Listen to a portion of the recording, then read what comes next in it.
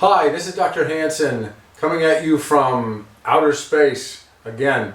So today's video is going to be the first of a three-part series, and the videos are going to be about how the medical insurances, the BUCAHs, are similar to personal injury liability claims and related to car wrecks. Show how both of those scenarios steal our pocketbooks dry. So the similarity is that, as I mentioned before in previous videos, so the medical insurances are the BUCAHs, as they're probably more appropriately called, because I don't view them as insurances, that the BUCAHs actually have a vested interest in having the cost of healthcare high, to have just the general the cost across the board being high. Why? Because that way they can justify higher premiums. So why? Well, the reason is that in general, on an average, healthcare insurance, a BUCAH has to pay 80% out of what they get to medical claims, but they get to keep 20% for their overhead and their profits. So the larger healthcare costs are, that means the larger premiums can be.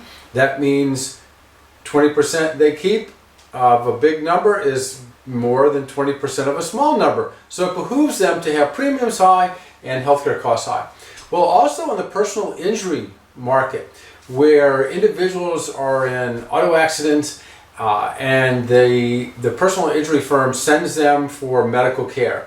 Well, part of what the value of the claim or the settlement or the award might be in solving the case, if you will be the total cost of all the medical care.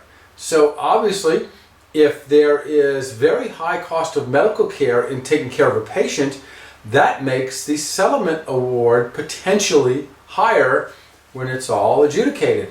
Well, how does that help anything? Well, most, on average, let's say personal injury attorneys will get 33% of whatever the settlement or award is. If they have to go to court, it may go up that they get 40%. If there's an appeal, they may get 50% of what the settlement is. But just know that the average, and we all know this, is around 33%, and that's my discussion with most the attorneys that I'm in contact with. But no, so if they have the healthcare cost of the entire event high, then if they're keeping 33%, well, it's better to have 33% of a large number, of an inflated number, as opposed to 33% of a small number. So there's a similarity. Now, I'll go into that a little more detail here. I have to say a disclaimer. I am not a member of any personal injury law firm. I'm not a member or part owner of any auto insurance industry, and I have no family members that work for any of the aforementioned entities. So I have no conflict of interest. My conflict of interest is I do like to see patients not have to pay a lot of money for healthcare premiums, and I also don't like to see us to pay a lot of money for auto insurance premiums. So the two dovetail. A lot of times you'll see ads on television that a personal injury attorney may say, if you are injured in a car wreck, call attorney XYZ. Well, remember, an attorney is a JD, they're not an MD. So an attorney is not licensed to practice medicine in our state.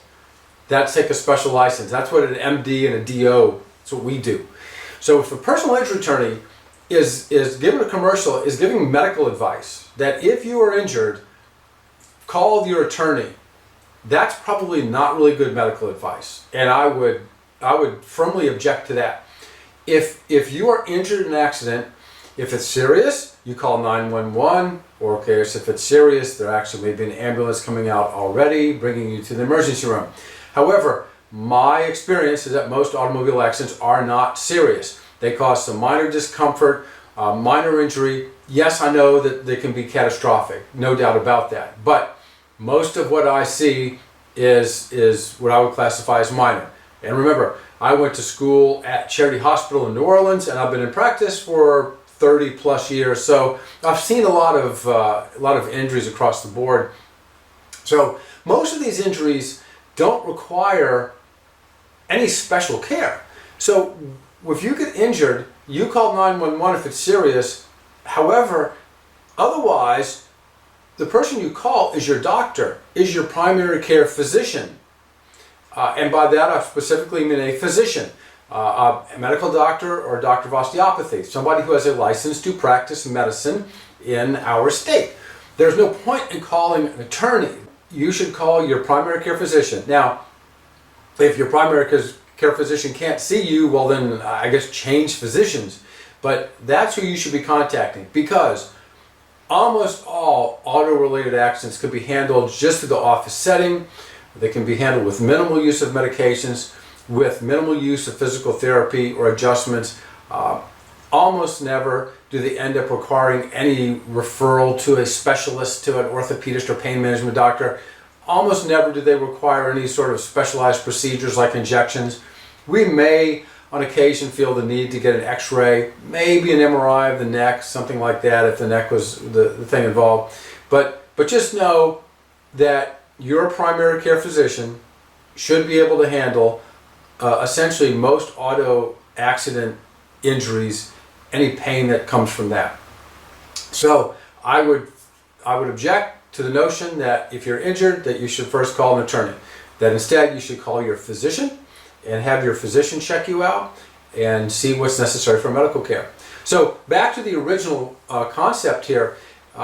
Remember, as far as the cost of all these things, so oftentimes, now not every time, oftentimes if you do contact an attorney after an injury, the attorney will plug you into a sort of a healthcare entity that then does all your medical care. And it's not in conjunction with your PCP, or even if you picked an orthopedist, it's not in conjunction with anybody else.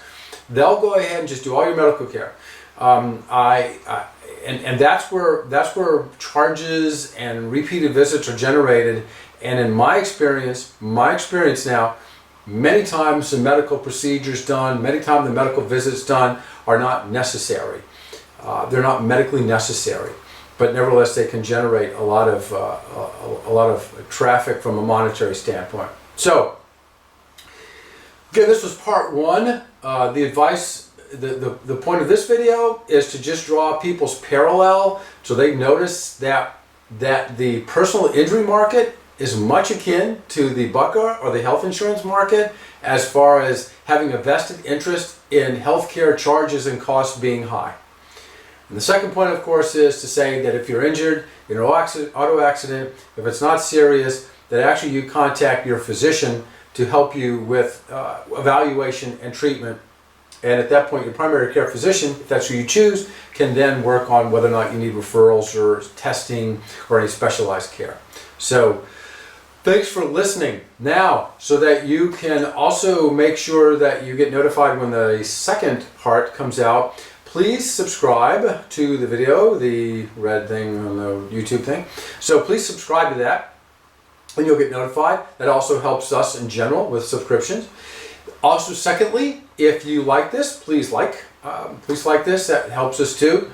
And then also feel free to share this video, even if it's somebody who's not part of Infinity Health or never seen me before. Still like to share this information with the public, because it's us at the grunt level that actually has to be the ones changing this.